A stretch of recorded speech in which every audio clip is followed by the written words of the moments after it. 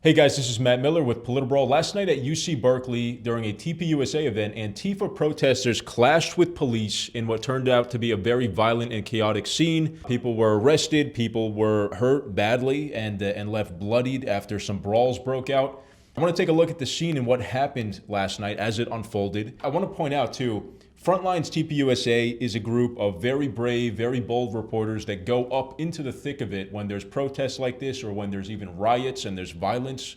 And they are covering stuff and posting stuff live to X, where the mainstream media hardly covers this stuff. Whether they don't want to or they don't have the balls to go into these situations and actually do this, it's kind of a shame that very few reporters are actually covering this stuff. Let's take a look. So Frontline's TPUSA showed what happened in the beginning. It was a peaceful protest. People showed up with signs, with masks, but they're just standing outside the venue, as we can see here, and singing, chanting, whatever. They have the right to do that. If they want to call TPUSA people fascist, they have the right to do that, freedom of speech. But I do want to point out, according to a tweet from Andy No, if it's still called a tweet, an X post, that this was a premeditated and pre-organized thing.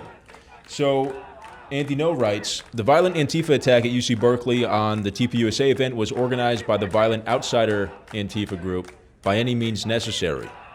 The group was involved in organizing prior Antifa attacks on the campus and in the city. And we see some of their flyers here saying, they're advertising for the event. They're saying, End Fascist Turning Point's youth-oriented campaign of incitement to violence. So by any means necessary, that definitely includes violence, in my opinion. Otherwise, why would you say that? So this peaceful scene of peaceful protest quickly degenerated into violence, and we can see in the next clip here from Frontlines, go follow them on X. They're doing a great job, very brave reporters, like I said. A fight breaks out between a guy who's wearing a Freedom shirt, a Charlie Kirk Freedom shirt, and it looks like he's just kind of standing there, or maybe even trying to sell some t-shirts. And we see what happens when somebody confronts him and there's a physical altercation. Let's take a look. Fuck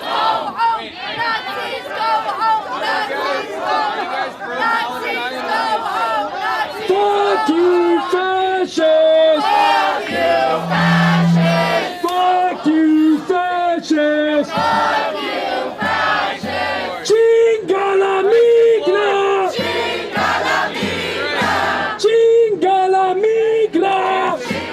All right, so he's showing the shirts. Looks like he's... Maybe that's not your target audience, dude. You're trying to advertise Christian TPUSA shirts to godless socialists.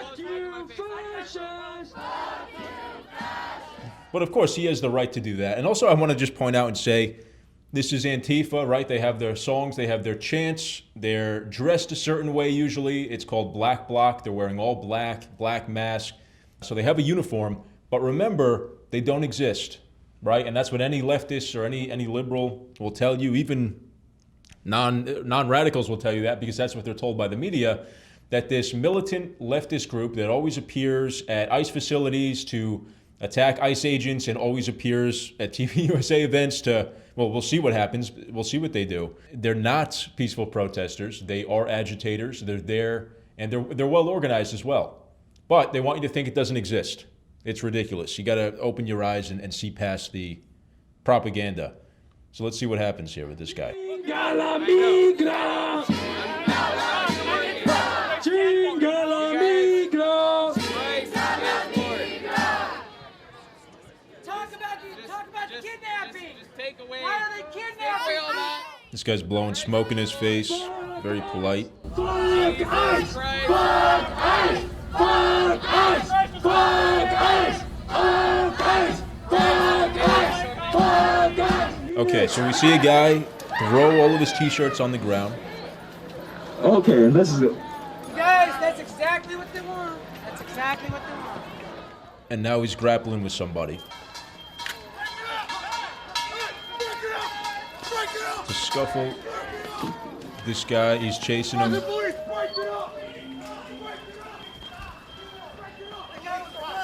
Okay, we see the police quickly get involved here. And I don't want to show it all. We're going to get demonetized or deplatformed if we show violence, anything that's too violent. Now the guys are getting arrested. break it up. What happened? What happened? Relax.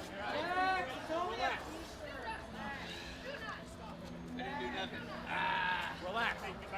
What happened, white boy? Hey, white boy, what the fuck happened? Guy tried to rob me. Okay. The guy says a guy tried to rob him, right? So I don't know if that was the T-shirt. I saw other reports that said tried to take his necklace. He was wearing a chain of some sort. So I don't know if that's what was stolen, but that's what led to the altercation. So I want to keep going because that was just the first of a lot more chaos that broke out here. Later we see, again, the peaceful, non-existent Antifa.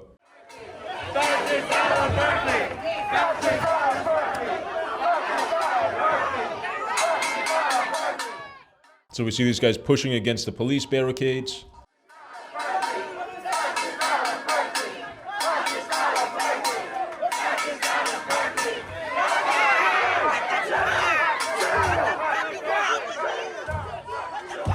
And people are getting arrested. And look, they act like they're the victim when the police are there to keep people from attacking each other and to keep violence from happening. And also to protect the attendees of the event. There's hundreds of people attending this campus event, which they have a permit for, they're allowed to do. It was all approved by the university. These people show up to threaten, call them fascist, or worse. Now they decide to push up against and knock over the police barricades, and some of them even get physical with the police. This is not peaceful protesting. You can't attack the police. The police are supposed to be referees. They're not on your side or the other side. They're there to just stop the violence. So if you start to antagonize the police, that's when you have a problem. That's when you cross the line from peaceful protester to now you're a violent rioter. And then you'll be dealt with accordingly. Let's take a look at what Savannah Hernandez, who is a frontlines reporter at TPUSA, what she has to say about the scene. And she's one of the bravest and boldest out there, always getting right in the middle of it. Let's see. So she breaks down what she's seeing at the scene last night. This is Savannah Hernandez at UC Berkeley at the TPUSA Out of the Bay protest. Now, it is about 7 p.m. at this point, but this has been going on since 4:30. And my friends, it has been absolute chaos. Now, at the beginning of the night, you quickly had two people that were arrested. One person was a Trump supporter, another was an Antifa member. And as the Trump supporter was getting arrested, he stated that the Antifa member came and tried to steal his stuff, resulting in the altercation. Now that happened fairly quickly at the beginning of the protest, and everything just evolved since then. Now this is actually the entrance to the TPUSA event tonight, and the attendee line actually stretched out this way, and it kind of stretched into this area so people could get into this conference center behind me. Now what ended up happening is this huge swarm of protesters, many of which are trans members, some of them are furries, and of course many Antifa members and Antifa-aligned groups, they all ended up swarming those attendees. Now one of the Antifa members actually lit off a flare, smoke started going everywhere, and then another protester drove past in his vehicle. It started backfiring multiple times. It kind of sounded like gunshots. I could see the visible fear in many of the attendees' eyes, and they all started swarming into this area. Now, please quickly let them pass these barriers to, essentially protect them and help with their safety, because the mob then quickly started descending on these barriers. Now, they have multiple times tried to break this area down and break these barriers down, and they have been chanting all night, calling attendees of this event fascist, Nazis, anti-Semites. They've been calling them every single name in the book, while simultaneously saying that Nazis need to be killed. Now, they have also been mocking the death of Charlie Kirk, and I have seen several signs tonight glorifying and celebrating Charlie's death. So that is the protest in attendance tonight. Those are the people inside. You even had people chanting, F your homie is dead, referring to Charlie Kirk. So that's an idea of how chaotic it has been out here at UC Davis. The next challenge is going to be how attendees now leave this event, as this entrance is completely blocked with very aggressive protesters. Right. Imagine if you're taking your kids to go and see some conservatives speak on campus. It's supposed to be a secure and safe event, and all of a sudden you have these radical, bloodthirsty people who are mocking Charlie Kirk's death, calling for violence and death against fascists, and they're completely okay with you getting gunned down for your beliefs, for believing that America is the best or believing in American greatness. or capitalism, God forbid. And this is what they're going to do. This is not peaceful protesting. Again, go and follow Savannah Hernandez on X. Again, she's a great reporter, always on the scene and bringing us the raw footage, unedited, just what she's seeing on the ground, right? This is the stuff that the mainstream media has to grapple with, because there's independent reporters like her, or like Andy No, or the rest of the Frontlines team, that are unafraid to just film what's happening, put it up on X, get millions of views. That is how we take down the mainstream media lying propaganda establishment, by the way. And these are the same people who support violence against ICE agents. They're the same people who have been rioting in Portland, who rioted in Los Angeles, and feel emboldened to take violent physical action to attack who they perceive as their political enemies. And it's no longer, politics is no longer in the realm of debate, civil discourse, ideas against ideas, at least not in these people's minds. And what doesn't help is the fact that we still hear even moderate Democrats and Democrat lawmakers, or just your run-of-the-mill liberals, denying that these people are active and exist and are organized. They're clearly organized. I think, Antifa is active across the entire nation. I've reported on them. I've been in these situations with rioters where people are bringing weapons, people are bringing tasers, bats, switchblades, and it's terrifying. And there's hundreds of them, if not more, thousands of them. They embed themselves in larger protests, but they're there to agitate and facilitate chaos. These people are Marxists. They want to see this destabilization, of the entire Western world, and they want to replace it with socialism.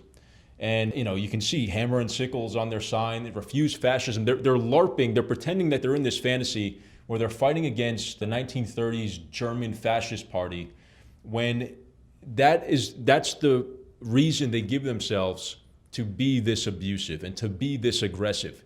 That the America First movement, while yes, I'll admit, we have our radicals, we have our people who truly are not good, nefarious actors who do perhaps represent darker elements of the far right.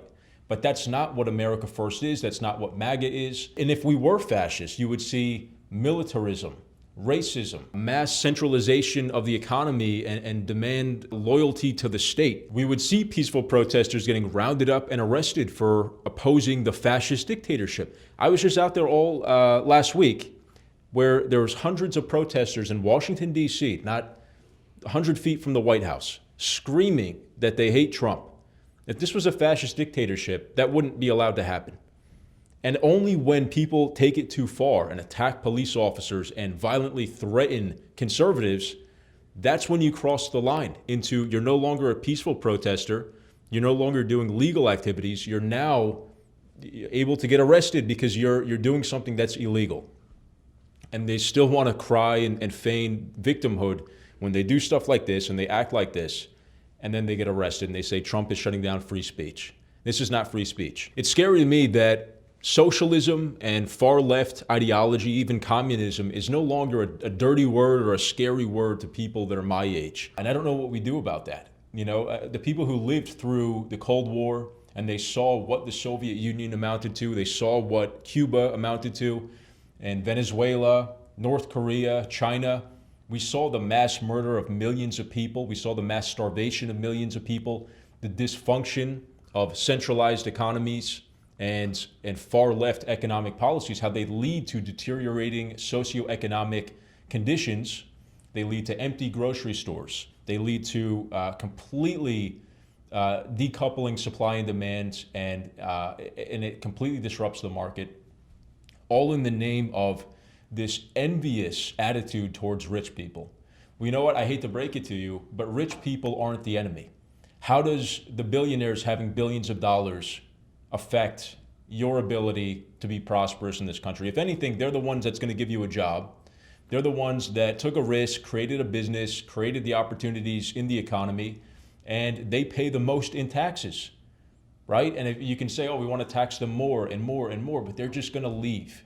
They're going to go to other states or other countries that have better tax conditions, more hospitable towards businesses and entrepreneurship. They don't have to stay here. You can't enslave them like the Soviet Union did, although maybe that's where they want to take things, because we have a free society. So we need to stop demonizing the rich. I get it. I know it seems like things are hard right now.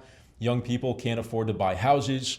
The job market it's very difficult for people to get entry-level jobs, as you see AI start to encroach on those entry-level jobs. It's a tough world out there, but Jeff Bezos or Elon Musk is not creating that situation. If anything, it's probably, I will give the left this, if they're criticizing BlackRock or the banks that are buying up real estate and driving up prices and making it hard to really have the American dream and to have that idea come to fruition, they're not all wrong, but their solutions are wrong. You know, if we start to do things like Zoran Mamdani says, or what he wants to do in New York, and we're going to be able to see it again. We've already seen it throughout the whole 20th century, how these ideas work. We're going to see it again in New York City. Free buses, free grocery stores, tax the rich even more. They're going to leave. You know, take a look at Ayn Rand, and she gets a lot of flack because she was kind of an extremist, but she was proposing that in her book, Atlas Shrugged, the rich people in society, I guess, yeah, the rich people, really, they're the innovators, they're the people who build businesses, they're the people who create things, which all of us have the ability to be. What if they all left? And I think New York City is going to start to see that phenomenon happen in real time. If they all left, who would you tax? Who would you depend on? Who would create the jobs? Who would create the business that you go to work for? Who would invest in real estate to make it nice or to build a new building that you can go and live in for a market rate? When you artificially adjust supply and demand and you suppress the market, you mess with it and you disrupt it, now you're in a situation where the government is trying to make everything perfect with a heavy hand rather than letting natural market forces create the economy. And, it sounds nice. It sounds like, oh, that should work. Why don't we just make everything cheap by force? But that's not where things come from. Free grocery stores lead to taxpayers subsidizing the difference between what the groceries would cost and what they now cost at your fake lower price. And then people who are providing the food get screwed because the government, their customer now is the government, and they can decide what they pay, right? And then that guy goes out of business. He's trying to have a business or have a farm or whatever it is, providing food, bottling water, making whatever it is, cereal boxes, and now his profit margin is gone and he goes out of business or he has to lay people off, etc. Again, I sympathize. It sounds nice. It sounds idealistic, like it should work, but we need to look at the math. And we also need to look at historical precedent. Has this stuff been tried before, and will it work based on that? The answer is no. So that's why these far leftists are so radical, because they're drinking the Kool-Aid. They love these far left ideas. And like the name of the group says, by any means necessary, that's always the way that socialists try to take power. They demonize the rich people, whatever they want to call them. In the Bolshevik Revolution, it was against the Russian aristocracy, right? And they didn't vote them out of power democratically. They lined them up against a wall and they shot them all. Same thing in Cuba. It's always a violent uprising that leads to this state of decay that we have with far leftist politics and economics. I don't want to see it happen in America. I'm not saying that capitalism is perfect.